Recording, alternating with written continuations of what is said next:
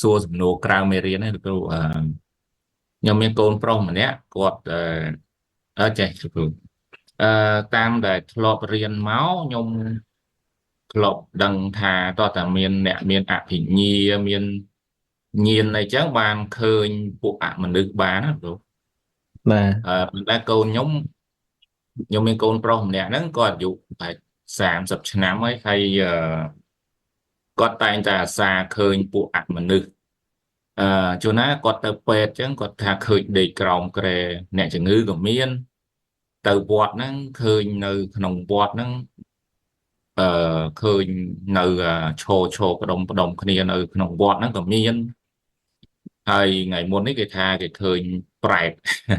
គេប្រាប់ខ្ញុំថាឃើញប្រែតចឹងគ្រូហើយខ្ញុំចង់ដឹងថាតើហេតុអីបានជាគេឃើញខុសពីអ្នកដទៃ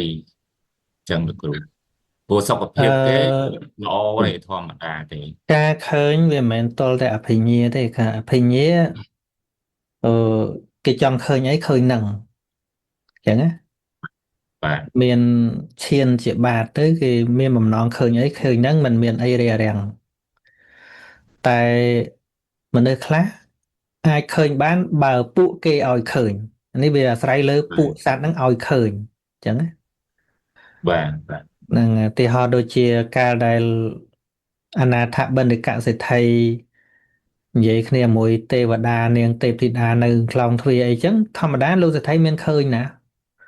ប៉ុន្តែនាងហ្នឹងចង់បង្ហាញដល់ចង់បង្ហាញខ្លួនទៅក៏ឃើញដែរហើយចរចាគ្នាទៀត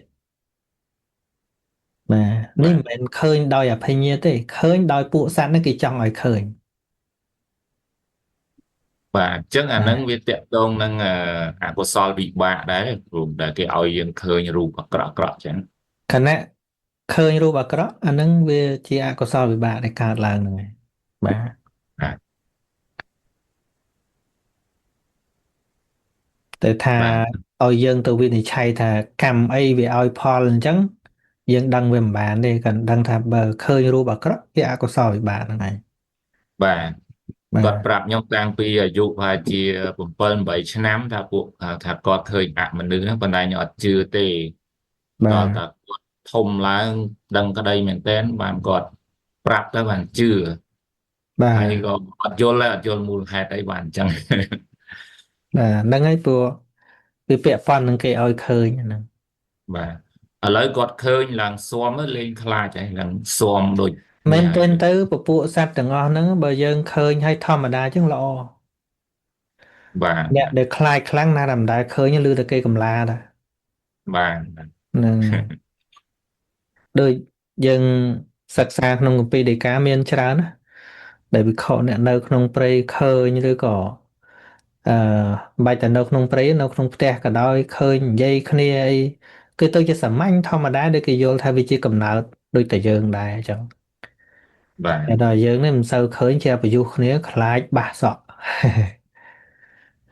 គាត់ថាជួនណាពេលឃើញទៅ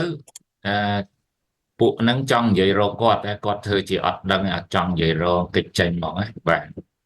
នេះម៉ែសុជាតិនេះធ្លាប់ទៅអង្គុយនិយាយគ្នាមួយអមនុស្សឡើងមកយប់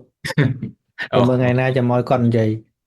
បាទតែគាត់ថាអង្ការហ្នឹងវាអត់ខ្លាចគាត់ស្មានតែគ្នាគាត់លេងបិទពួនបាទគឺមកកន្លោះសក់គេមកស្អីប៉ុន្តែនិយាយឡើងយឺតរាំងស្រាលហើយគាត់ថាពួកហ្នឹងអ្នកលេងប៉ុន្តែអត់ផងដល់ពេលហើយបានល្អើខ្លួននៅអាចិត្តប្រាសាទបាគងបាទហ្នឹងហើយតែមិនខ្លះគេសួរអត់ខ្លាចទេអីគាត់ថាមកកុំលេងអញ្ចឹងមកគាត់ស្មារគ្នាគាត់គាត់ចេះមិនចូលមកនឹងអត់ឃើញចូលเลยនេះថ្ងៃណាមួយឲ្យគាត់និយាយរឿងហ្នឹង